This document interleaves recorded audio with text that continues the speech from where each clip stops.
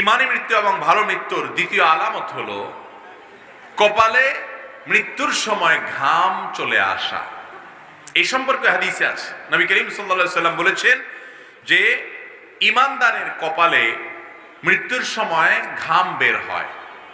যে ব্যক্তির মৃত্যুর সময় তার কপালে ঘর্মাক্ত হয়েছে, কপাল ঘাম বের হয়েছে, সুধারণা করতে পারেন যে লোকটার ভালো মৃত্যু হয়েছে, ইমানের মৃত্যু হয়েছে।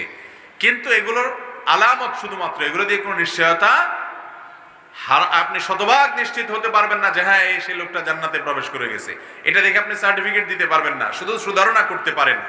3 নম্বর, জুমার দিন যদি কারোর মৃত্যু হয়, বৃহস্পতিবার সূর্য ডুবার পর থেকে নিয়ে শুক্রবার সূর্য অস্ত যাওয়ার আগ পর্যন্ত এই 24 ঘন্টার ভিতরে যদি কারোর মৃত্যু হয়, ওফাত হয়, এটা তার ভালো মৃত্যুর একটা আলামত। কারণ হাদিসে আসছে